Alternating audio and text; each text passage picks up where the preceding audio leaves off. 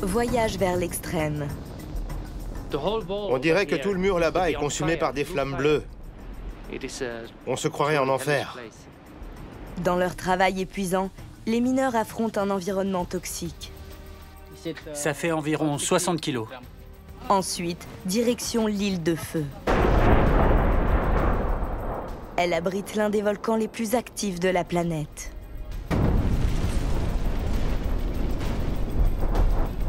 La nuit, il y pleut des flammes. C'est le plus grand spectacle de la nature.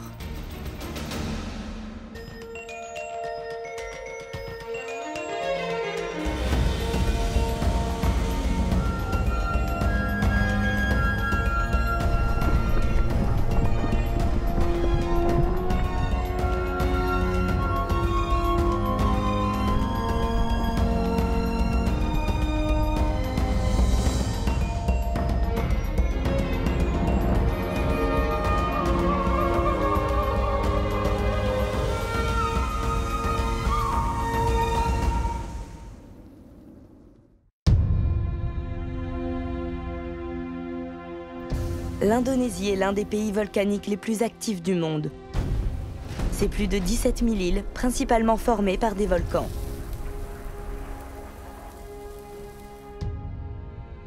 Java, la plus peuplée, compte 45 volcans actifs.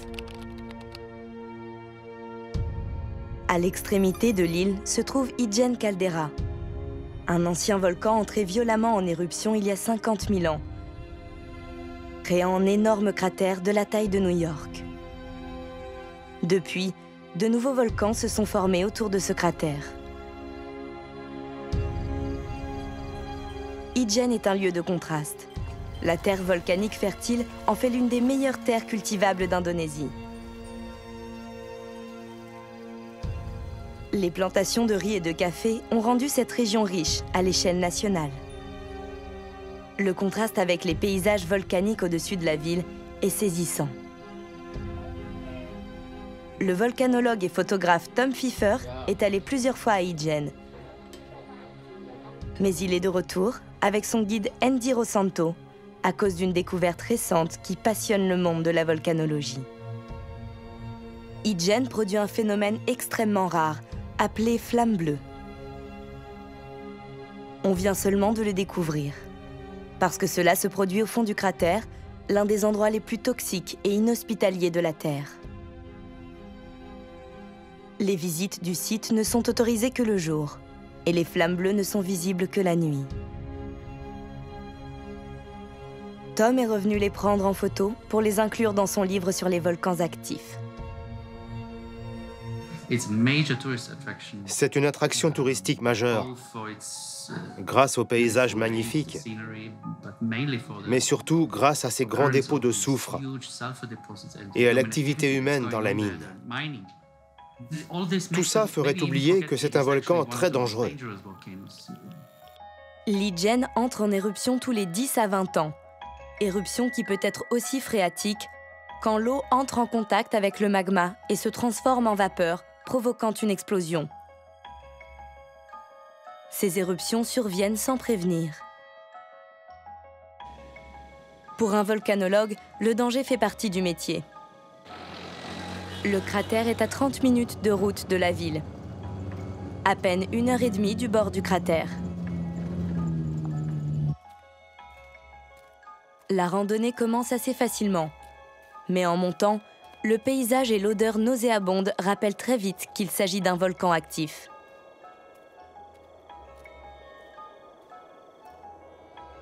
Le bord du cratère est un paysage calciné et désolé, évoquant les débuts du monde. Au fond de ce cratère se trouve Kaiwa Ijen, un lac d'acide turquoise, magnifique mais mortel. Là-bas, on voit un panache. C'est une zone de fumerolles extrêmement active. Les gaz de soufre s'échappent des fissures dans la roche. On peut voir ces flammes bleues la nuit, au pied de ces projections. Le gaz nous rappelle dangereusement que le magma circule juste en dessous du cratère. Le soufre est l'un des éléments les plus présents dans le magma. En remontant, Le magma libère du dioxyde de soufre ainsi que d'autres gaz. Comme ils sont plus légers et soumis à forte pression, ils se fraient un chemin à travers les fissures et les fragilités du terrain. Idjen produit beaucoup de soufre. Il fait sûrement partie des 5 volcans qui émettent le plus de soufre. La raison de ce phénomène reste un mystère pour les scientifiques. Les volcans sont tous différents. C'est comme si chaque volcan avait sa propre personnalité, ce qui rend la volcanologie très intéressante. On ne peut pas comparer les volcans. Chacun est différent. L'un des avantages d'un volcan qui produit autant de soufre, c'est qu'il peut être exploité. Le soufre liquide jaillit depuis la base des projections.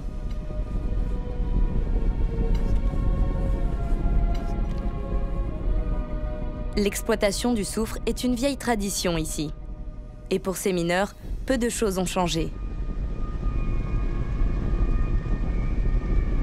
Le travail est physiquement éprouvant et chaque heure passée dans le cratère écourte leur vie. 200 mineurs travaillent ici, en se relayant 24 heures sur 24. Malgré la toxicité du gaz, beaucoup ne peuvent pas s'offrir de masques ou de gants de protection. Travailler dans ces conditions leur coûte cher. À force de respirer ces gaz, ils ont tous des problèmes de santé. Et peu dépassent l'âge de 60 ans. Les mineurs font 2 trajets par jour, en portant l'équivalent de leur poids. Une fois leur panier rempli de soufre solide, les mineurs remontent par un chemin périlleux. Puis ils redescendent vers une station de pesage.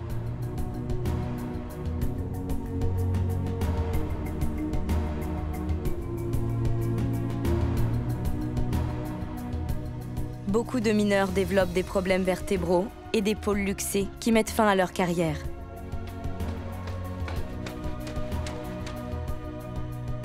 Ces hommes sont sûrement la dernière génération de mineurs qui travailleront à Idjen. Leurs enfants ont d'autres choix que leurs parents et s'installent dans les grandes villes.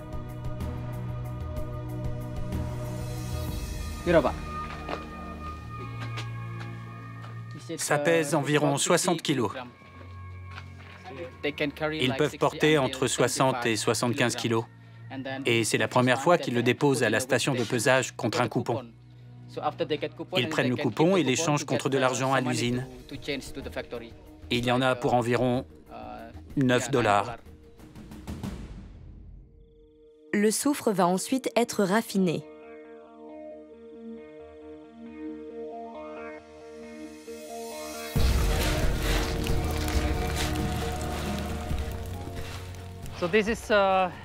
C'est la première unité de traitement du soufre extrait du cratère d'Idjen, là où les blocs de soufre brut sont fondus.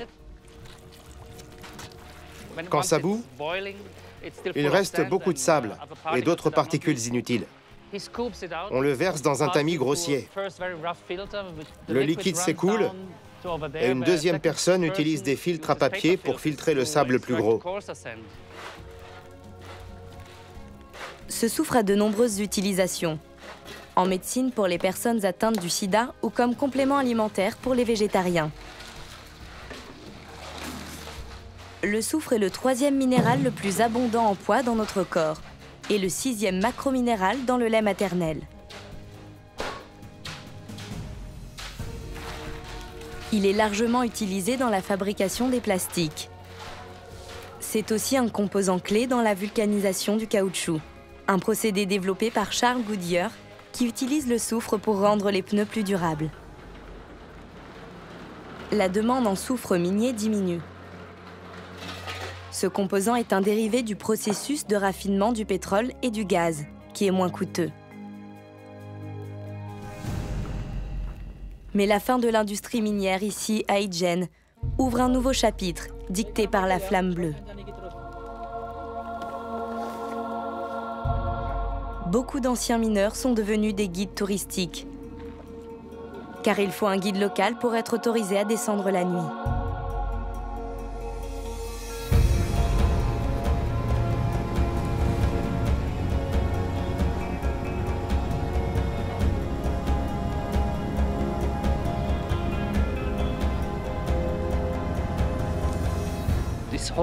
Tout ce mur semble envahi de flammes bleues. On se croirait en enfer.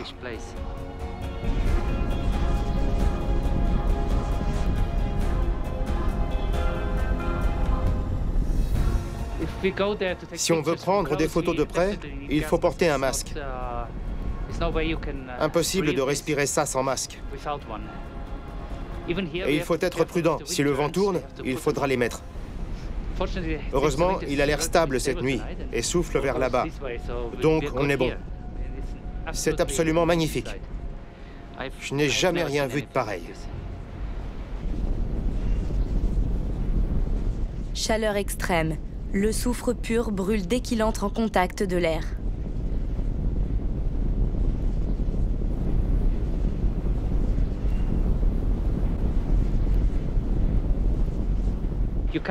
On ne peut pas voir les flammes le jour. Je crois qu'elles sont là, mais il faut de l'obscurité pour les rendre visibles. Le jour, elles sont trop pâles. Tom veut voir d'où jaillit le soufre liquide. Les flammes qu'il dégage sont bleues, ce qui donne l'apparence d'une lave bleue. Mais le gaz nocif lui pose problème.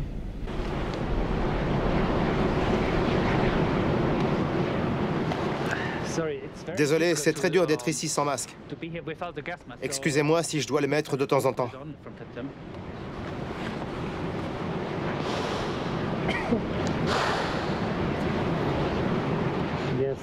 On est bien au milieu des émanations. Sans masque, ce serait l'enfer. Je suis content que ça marche. Je ne sais pas pour combien de temps, mais pour l'instant, ça a l'air d'aller. Les vents tourneront encore ou peut-être pas. À cause du vent, Tom n'arrive pas à descendre pour voir d'où le soufre liquide jaillit. Il devra essayer une autre fois. Leur travail continue, même dans l'obscurité. Depuis la découverte des flammes bleues, un nombre croissant de visiteurs affluent sur le cratère.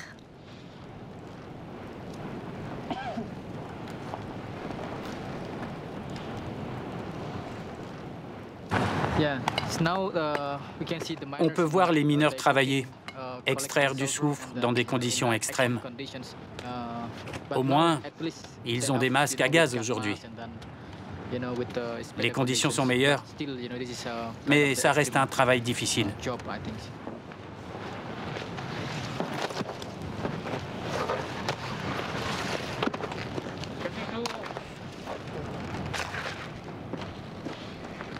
On ignore combien de temps ces flammes bleues continueront à attirer des touristes aventureux. Le volcan connaîtra sûrement une autre éruption. Et là, la nature reprendra les blocs de soufre et les flammes bleues avec.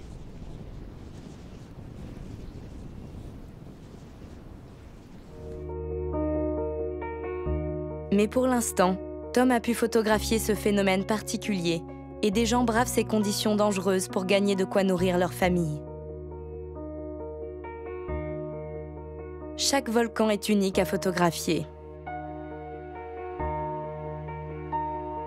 Les éruptions préférées de Tom sont les stromboliennes.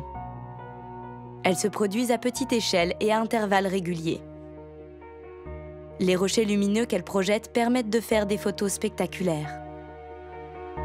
Le volcan Rang, proche d'Ijen, est connu pour ses éruptions stromboliennes d'intensité variable. Mais son cratère est malheureusement presque inaccessible. La cheminée est au sommet d'une haute montagne, dans un profond cratère. Andy se propose d'aller évaluer son potentiel pour Tom.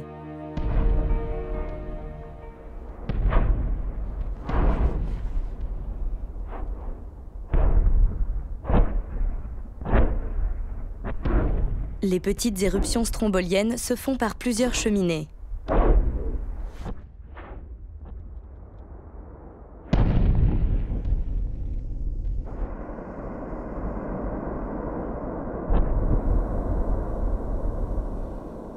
Dans la journée, ces éruptions ont l'air inoffensives.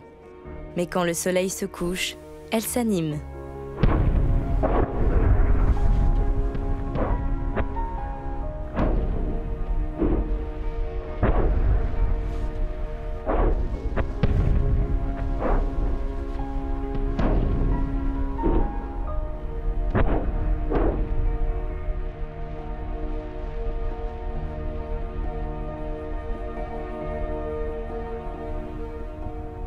Oui.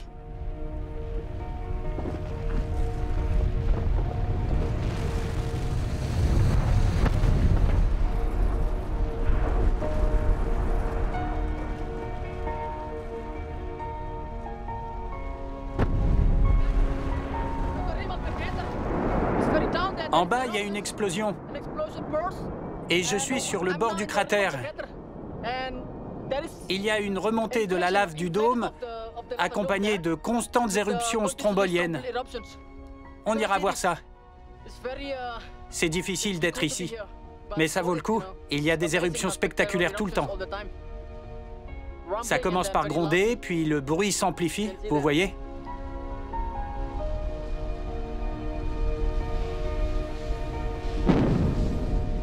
Et là encore.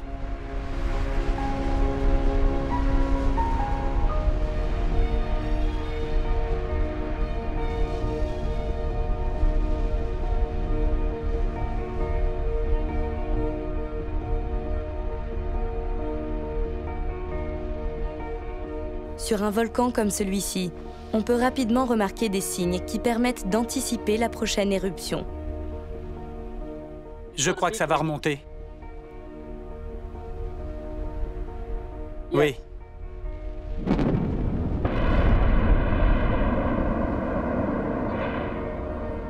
Les éruptions sont spectaculaires et constantes, mais il est impossible de s'approcher suffisamment du cratère. Andy a un autre volcan en tête pour que Tom puisse photographier une explosion strombolienne. Lui aussi est difficile d'accès, mais il est connu pour produire de puissantes explosions. Batu Tara est un petit volcan sur l'île de Komba, à 3 heures au large de l'île de Flores. Son nom signifie « pierre qui brûle ». C'est à 1 heure d'avion, en survolant quelques-uns des volcans les plus célèbres d'Indonésie. En dessous se trouve le Tambora, responsable de la plus grosse éruption de l'histoire. Bien plus grosse que celle du volcan qui a effacé Pompéi. Le volcan est entré en éruption en 1815, tuant plus de 70 000 personnes et provoquant un hiver volcanique. Une chute de température a causé une mauvaise récolte dans l'hémisphère nord. Elle a provoqué la pire famine du 19e siècle. Tom est accompagné de son groupe de photographes. Ils sont arrivés à Larantuka, un village de pêcheurs à l'est de l'île de Flores, leur point de départ pour Batu Tara.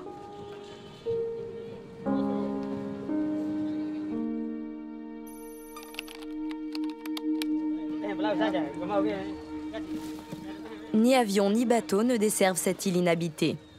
Le plan est de camper plusieurs jours sur une petite plage rocheuse adjacente au cratère actif. Enfin, si ce n'est pas trop dangereux. Ils ont négocié un passage avec les pêcheurs locaux. Donc ça, c'est notre bateau. Vous pouvez prendre 10 minutes pour faire des photos dans le port. C'est notre bateau. C'est plutôt spacieux. L'un des bateaux traditionnels typiques qui partent pêcher le thon plusieurs jours en mer de Flores. Ils nous emmènent à Batu Tara. Ils resteront près de l'île. J'espère qu'ils ne vont pas disparaître dès qu'ils repéreront un banc de poissons, mais plutôt qu'ils resteront dans les parages et nous donneront un peu de poisson frais. D'après Andy, les 2 seuls groupes qui ont séjourné à Batu Tara ont dû affronter une mer agitée et leurs campements ont été balayés par les vagues. Aujourd'hui, la mer est calme, excepté les forts courants qui circulent entre les îles quand ils passent par la mer de Flores vers l'océan Indien. Regardez l'eau ici. Elle est très calme. Il n'y a pas de vent. Mais le courant crée de telles turbulences que ce n'est absolument pas un endroit où on peut nager. La route vers Batu Tara est bordée de volcans. Elle montre comment l'Indonésie s'est formée et pourquoi ces volcans sont si actifs. La croûte terrestre est divisée en énormes plaques qui bougent au rythme de croissance d'un ongle. Quand 2 plaques se heurtent, la plus dense s'enfonce dans le manteau dessous. Cela se produit dans une zone de subduction. Les plaques océaniques, plus anciennes, plus froides et plus denses, sont recouvertes de couches de sédiments déposés sur les fonds marins. L'eau aspirée dans la zone de subduction bout à la surface et fait fondre la roche sous-jacente. Le magma qui en résulte remonte ensuite à la surface sous forme d'éruption. Sous l'Indonésie, la plaque indo-australienne glisse sous la plaque euro-asiatique à un angle très aigu, ce qui donne un archipel de volcans.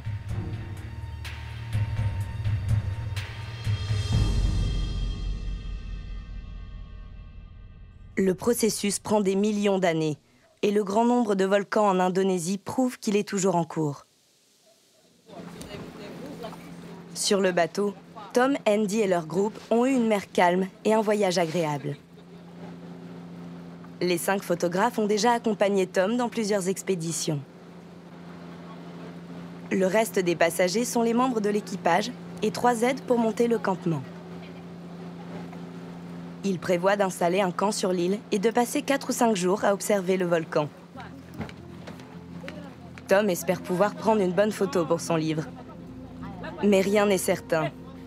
Ils ne sauront pas s'ils peuvent accoster avant d'y être. Maintenant, on prépare le bateau pour l'accostage. C'est le seul moyen de débarquer à Batu Tara. Batu Tara est un volcan extrêmement actif aux éruptions stromboliennes. Celles-ci peuvent projeter des roches, appelées bombes, à une distance de 20 terrains de foot. Leur camp se situera moitié moins loin du cratère. La première explosion était plus forte. On peut voir des morceaux de lave retomber sur la partie supérieure de la pente, probablement sur les parois, pour ensuite couler. C'est magnifique. Vous voyez maintenant pourquoi on l'appelle le glissement du feu. Nous allons beaucoup mieux comprendre ça la nuit, quand ces bombes s'éclaireront. C'est un spectacle fabuleux.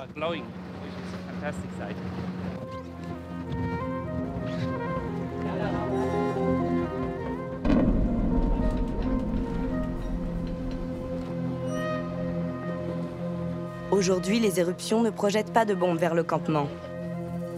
Ils peuvent décharger leurs équipements et monter le campement en toute sécurité.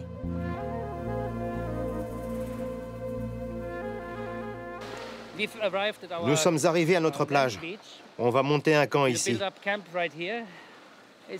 Et il y a suffisamment d'espace pour une cuisine, la bâche et des matelas pour tout le monde.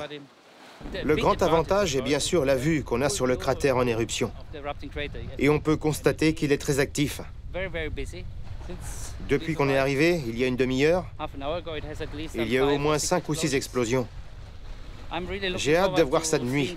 Ça doit être un feu d'artifice fantastique. L'équipage du bateau ne restera pas. Ils partiront pêcher pendant la nuit et reviendront chaque matin pour vérifier que tout va bien sur le camp. Pour ces pêcheurs, l'expédition est un complément de revenus, en attendant que la saison du thon commence dans un mois.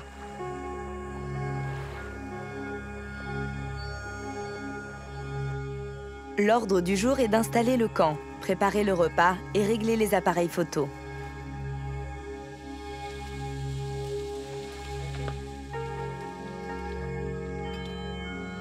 Ils ont assez de vivres pour une semaine.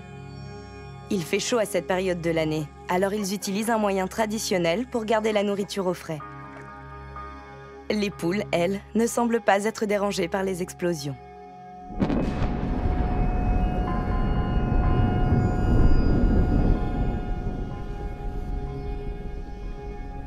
À mesure qu'elles continuent, les éruptions changent d'intensité. Pour évaluer leur sécurité, Tom parcourt la plage à la recherche de bombes.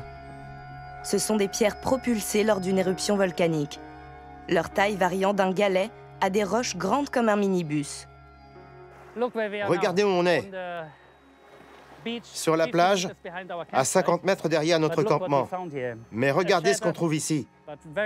Une bombe pulvérisée mais récente. Je n'aurais pas aimé être là quand c'est tombé. C'est impossible de survivre à un choc pareil. Avec de la chance, vous ne perdrez qu'un bras, mais vous serez plus sûrement coupé en deux. Pendant l'impact, des morceaux volent dans tous les sens. Donc vous pouvez être tué ou gravement blessé par des fragments qui se détachent à l'impact.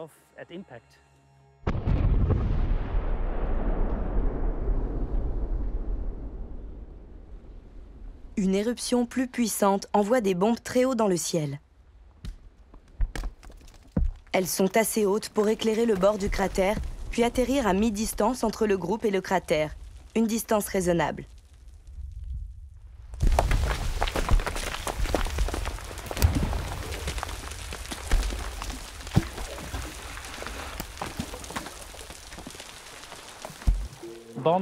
Les bombes, ou ici les bombes volcaniques, sont de gros morceaux de lave projetés par l'explosion. Par définition, tout ce qui a un diamètre supérieur à 64 mm, cette taille environ, sera classé comme une bombe, tandis que tout ce qui est en dessous, mais plus gros que 2 mm, est appelé lapilli. Le plus intéressant et le plus beau à voir, ce sont les bombes, en forme de boules lumineuses qui traversent le ciel et qui retombent, selon la distance, sur les parois ou sur la pente. Avec une éruption violente, elles peuvent même atteindre la côte. Et avec des explosions exceptionnellement fortes, elles pourraient même atteindre cette zone. Alors on n'est pas à l'abri de bombes éventuelles. Mais il semble que ces explosions, celles qui enverraient des bombes sur notre position, soient extrêmement rares.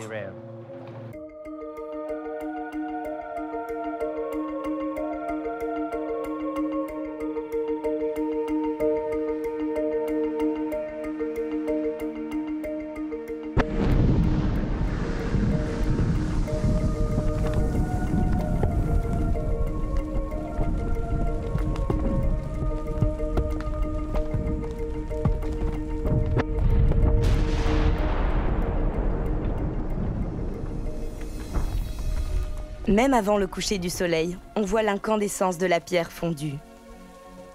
C'est un précurseur exaltant de ce qui s'apprête à arriver.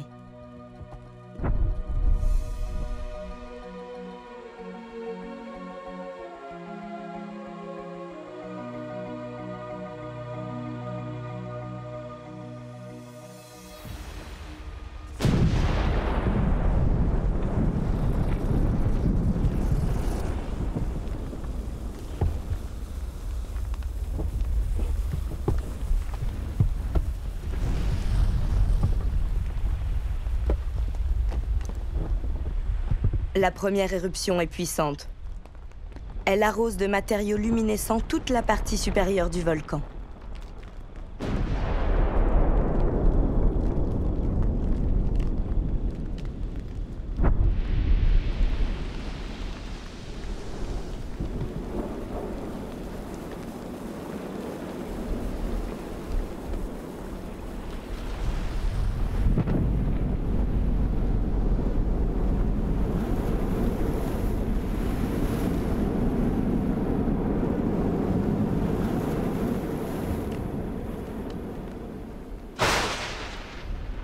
La foudre éclate, tandis que la colonne de cendres produit une charge massive d'électricité statique. On vient de voir deux très grosses explosions. La dernière était sans doute la plus forte que j'ai pu voir sur ce volcan. Des blocs de toute taille sont projetés et atterrissent en général sur les pentes supérieures du cratère. Ils commencent ensuite à dégringoler un par un et s'accumulent en un éboulis appelé Chiara. Chiara vient de l'île de Stromboli, qui a la même activité. Elle a la même dépression surnommée Chiara del Fuoco, c'est-à-dire l'allée du feu en italien.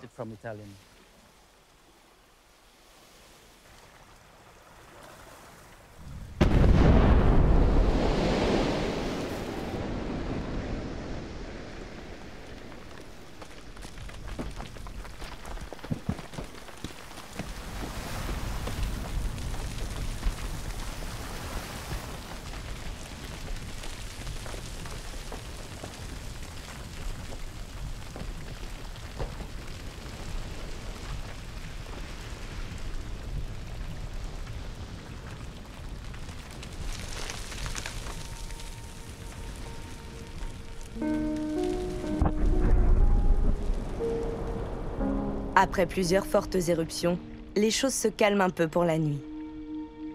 Même Tom a été surpris par l'ampleur de l'éruption.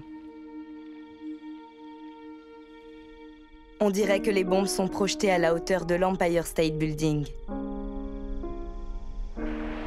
Plusieurs secondes après l'explosion, il y a eu une forte détonation. L'éruption a déclenché une petite secousse et quelques pierres sont tombées de la falaise. C'était très impressionnant, voire un peu effrayant. Si les explosions s'intensifient, il faudra qu'on songe à évacuer.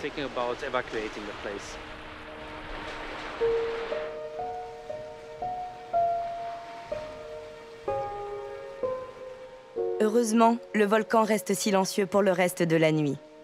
Ce qui est une bonne chose. Difficile de dormir sur une petite île qui explose toutes les 15 minutes. Au large, c'est une bonne journée pour les pêcheurs qui ont croisé un banc de thon.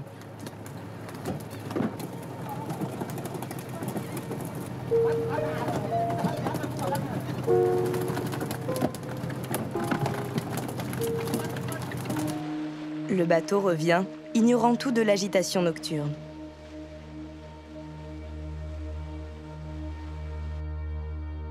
Très vite, l'alarme de la nature sonne, dans le style Batatura.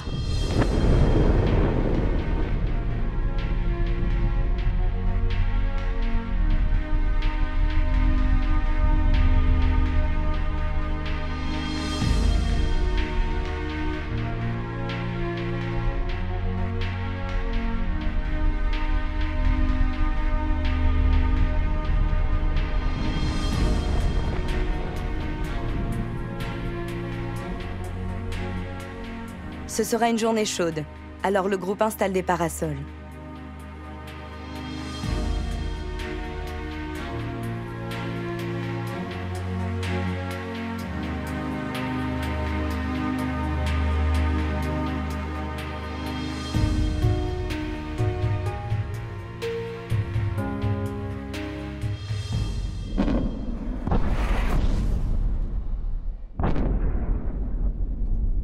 Mais le Batoutara produit une violente explosion.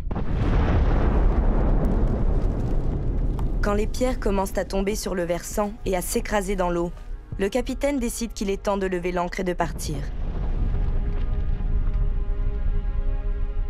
Le vrai danger avec ces volcans, c'est qu'une hausse de 10% de l'intensité fera la différence entre des roches qui frapperont les versants et celles qui atteindront la plage ou la mer.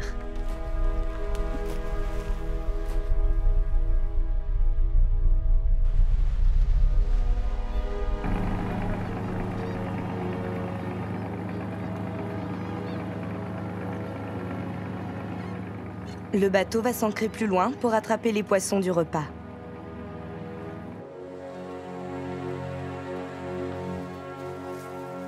Les éruptions de la journée sont moins effrayantes, alors les tâches habituelles se poursuivent.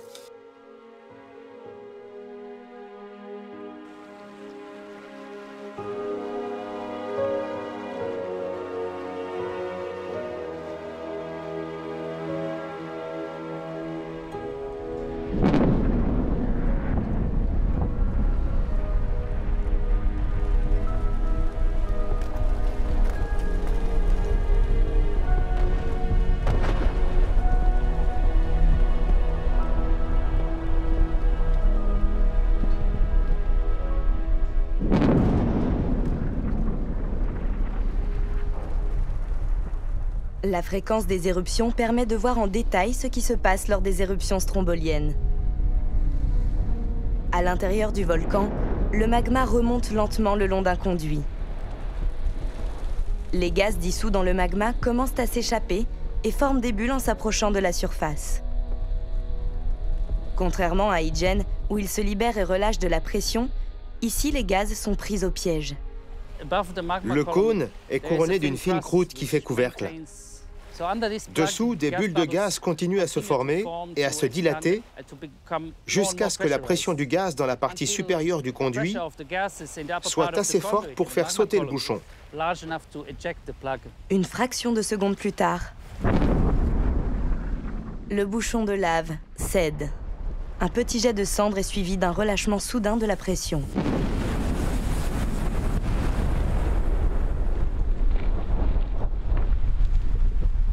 Le gaz qui était à l'état liquide à cause de la pression augmente de 1200 fois son volume.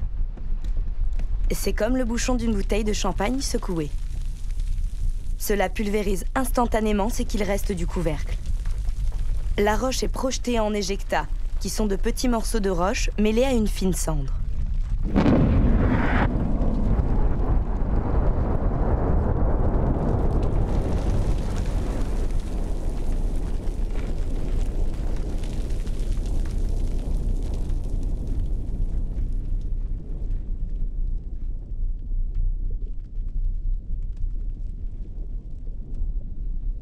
Après la première éruption, le conduit s'ouvre. Beaucoup de cendres et de lave sont expulsées.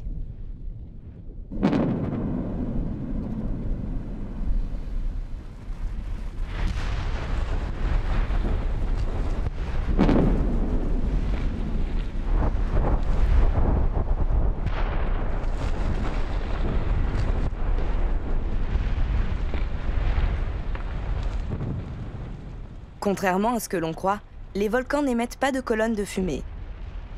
Cette substance est entièrement composée de pierres et de gaz mélangés à de la vapeur d'eau.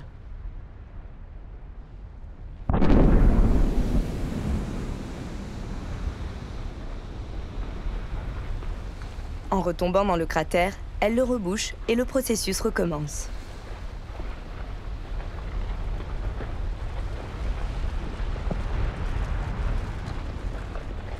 Les éruptions stromboliennes n'abîment pas le conduit du magma à l'intérieur du volcan. Ces éruptions peuvent donc continuer pendant des décennies, voire des milliers d'années.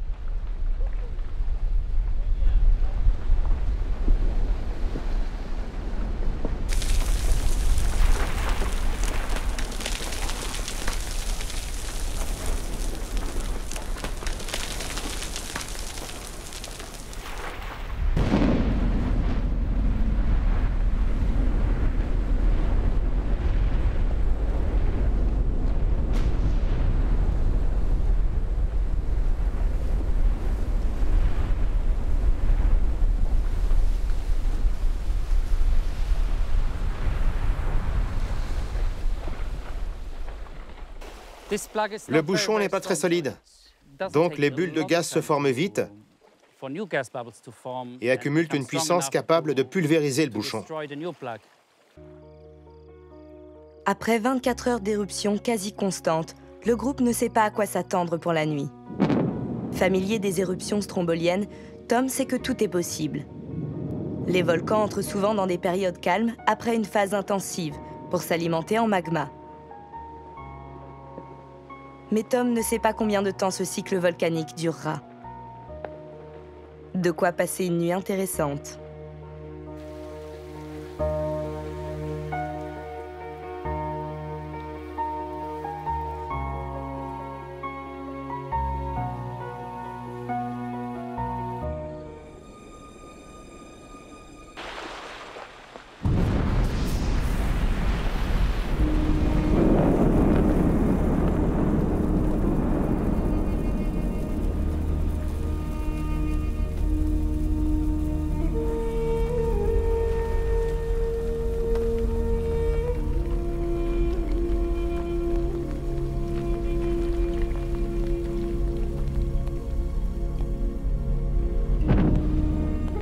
Cette nuit, les éruptions augmentent en intensité. La nuit sera longue. Puis, à 2h30 du matin, une éruption monstrueuse se produit.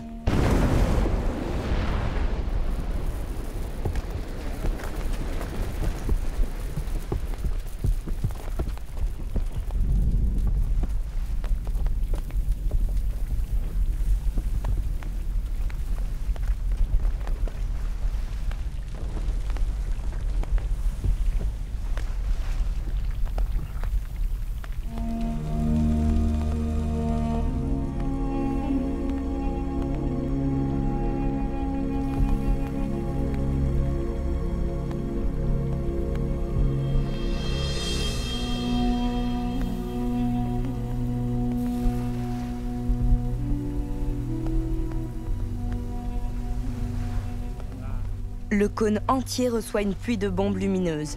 L'éruption les a même projetées de l'autre côté du cône.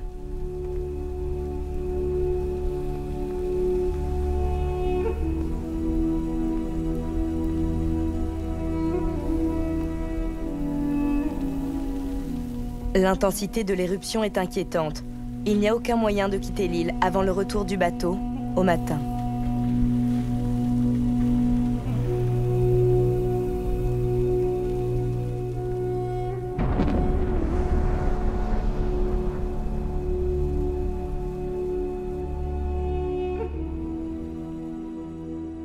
Pendant les 2 heures suivantes, le volcan se calme. Quelques petites éruptions se produisent, suivies d'une lueur sur le cratère. Le groupe profite de l'accalmie pour dormir. Vers 3 heures du matin, ils sont réveillés par une éruption plus puissante encore.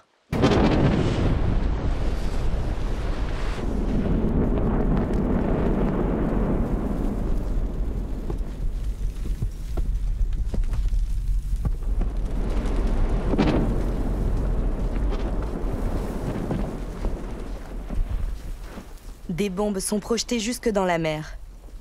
Même si ça reste loin de la plage, l'avertissement est clair. Mais dans l'impossibilité de quitter l'île avant le retour du bateau, ils ne peuvent qu'observer et espérer que l'éruption se calme.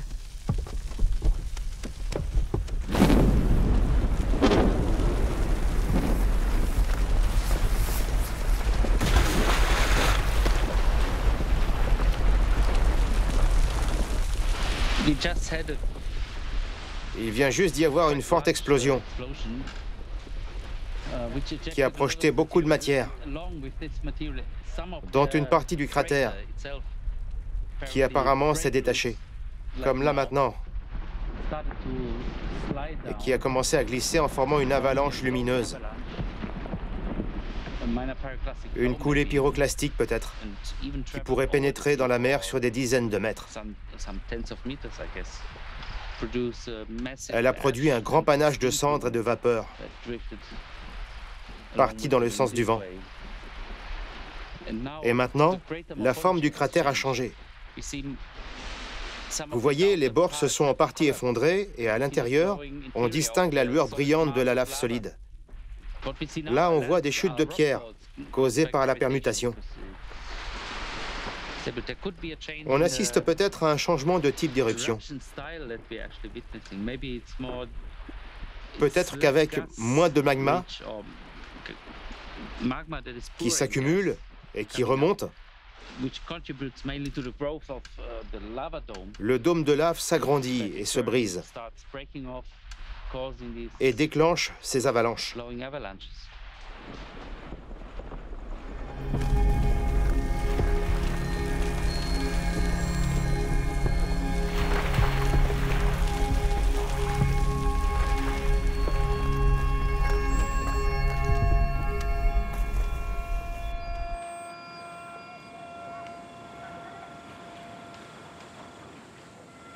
Ce n'est pas passé loin. Il est dangereux de s'approcher d'un volcan inconnu durant un cycle aussi violent. Le groupe ne peut pas risquer une autre nuit sur l'île. Il plie le camp et se prépare pour le retour du bateau. J'ai passé un moment incroyable ici. On a assisté à des feux d'artifice spectaculaires. Les bombes et la lave rougeoyante qui illumine tout le versant et les reflets dans l'eau. C'était incroyable. Tandis qu'il remballe, les éruptions retournent à la normale. Pour Tom, c'était un risque au-dessus de la moyenne, mais qui a fini par payer. Il a pu photographier les éruptions stromboliennes de près. Être là quand ça se produit est difficilement prévisible.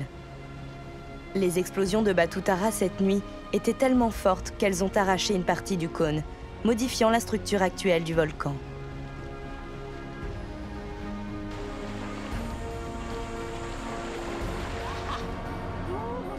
Cela faisait probablement partie du cycle naturel qui contient la croissance du volcan. C'est une petite fenêtre sur le processus qui façonne les îles volcaniques comme Batu Tara.